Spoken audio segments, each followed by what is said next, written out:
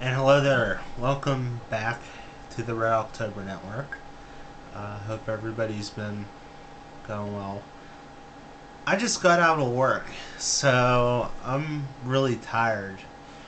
Uh, I've been looking around, and today was two things. One was the day that the Philadelphia Phillies clinched their division in a playoff run. And it was also the day that the Pittsburgh Pirates clinched a losing season, a 19th consecutive losing season.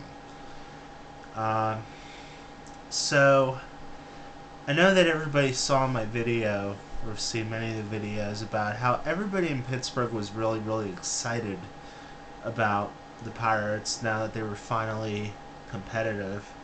Uh, but now that they're losing a little bit, a lot of people have kind of deserted them here in Pittsburgh. I once had a person on GSN on a website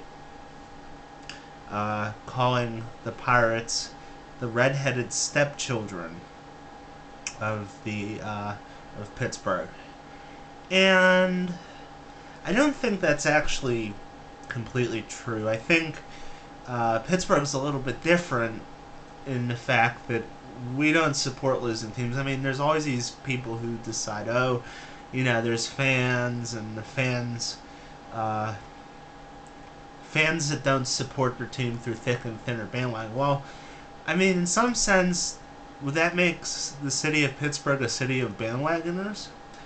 Because I don't think that's true.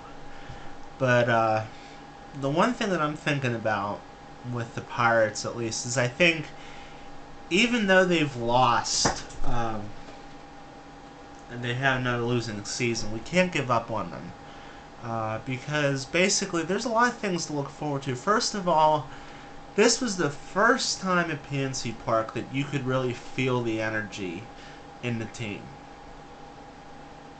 And people wanted to go to the ballpark, which was something that PNC Park uh, has been designed to do ever since it was dreamed up and we did all the Plan B and all the casino revenue, although that wasn't really a part of it. But I think the electricity. I went to one of the Phillies games, as you probably saw. The electricity is just something where PNC Park is a great place to be. If there was, it's a great place to be. But it is an awesome, awesome place to be if the team's winning. Now, I want to think about this a little bit. I wish that Pirates ownership, if you're watching this, first of all, Pirates ownership, I have a message for you. Yes, you did raise ticket prices because the team did a little better. I know that you've said, oh, we haven't raised ticket prices in how many years. The thing that I think that you guys should do, Mr. Nutting and Mr. Huntington and all you guys, is that you must absolutely make sure that next year there is a winning season. Because your predecessor, Kevin McClatchy, made a mistake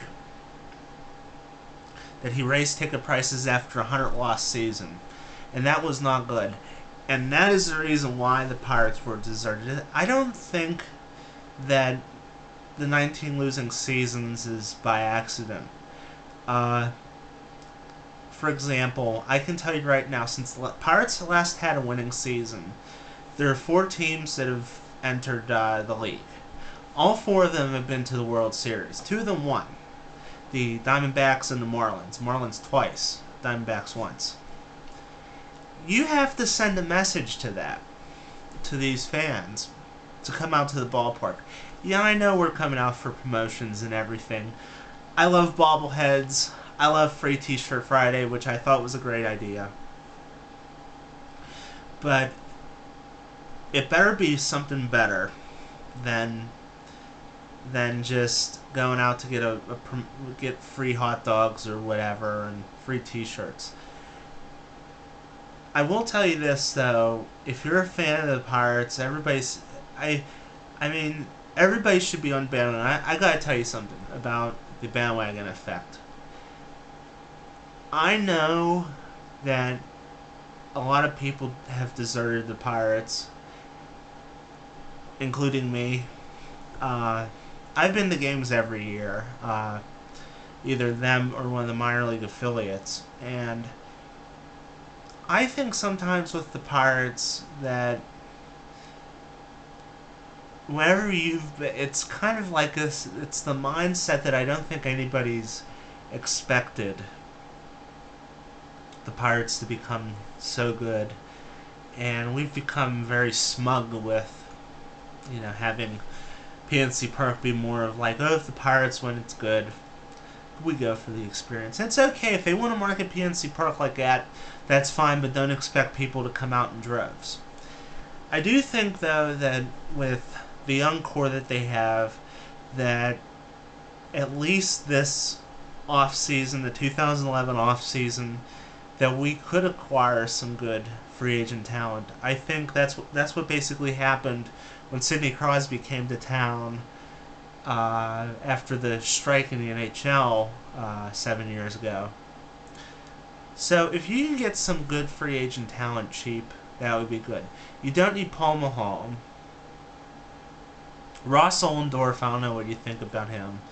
Karstens fell apart. He's a relief pitcher. What can I say? So do you go out and maybe acquire somebody, $6 to $8 million a year for 2 years? Because Correa wasn't that person. I hate to say, he started out great. You do need some power in the lineup. But if you're a fan, I would say this. I'm going to go to the last game this season. I'm be sitting out in the bleachers. I want you to tell me, if you see me out in those bleachers, just tell me and promise me that you're actually going to go to a game next year. All I'm asking is that every single person in Pittsburgh go to at least one game. There's 200,000 people in Pittsburgh. There's 2 million people in the metro area. Try to go to one game. If you can do that, I think you'll be very good. The Pirates do need your support. I do think they are looking up. I think Clint Hurdle has instilled some energy. I hope to God he is not fired. You can make a case from everybody from Coonelly to Huntington, Clint Hurdle, Ray Searage, all those guys, that they have done a remarkable job in Pittsburgh with the Pirates organization. They kind of fell apart because I think it got a little top-heavy, but in some ways I think this was good. Obviously we're not going to be able to spend as much as the Phillies, and obviously Phillies fans, if you complain about the Yankees and how much they spend, you're being a little hypocritical, but we won't worry about that. But the thing is this, if you don't go for the promotions, what do you go for? If you can answer that question, then maybe you are a real Pirates fan. But I do think that everybody should support them. Don't make the same mistake that we made with the Penguins, where we kind of left them. Although I can say, though, considering tickets were like $75, $85 at the time, I don't blame them. But I went to games all that time. I remember who Ramsey Abid and Danny LaCouture and Reed Simpson and Bob Bugner and all those guys are, and Dick Tarnstrom. So, and to be honest with you, if you're a Pittsburgher, that's a very big sting, I guess you can say, because a lot of fans right now classify the majority of Pittsburgh Penguins fans as bandwagoners. And they say, well, carry that over to the Pirates. And that's not what we want to do. So if you're in Pittsburgh, I suggest that these last few games that we have here at home, go to them, turn out some. I will say this, if you're a Pirates fan, if you're a true Pirates fan, you should be at this last series with the Reds. Because, honestly, The Pirates have made an exhilarating move. Yeah, they fell apart. Yeah, they had that losing streak. But you gotta be honest with. I gotta be honest with you. Did you really think at the beginning of this season that we were gonna have at least a part of a good season?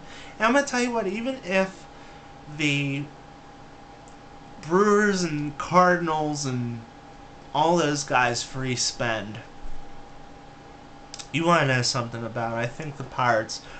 I'm gonna make a video of me giving a standing ovation to the Pirates, and I will tell you something.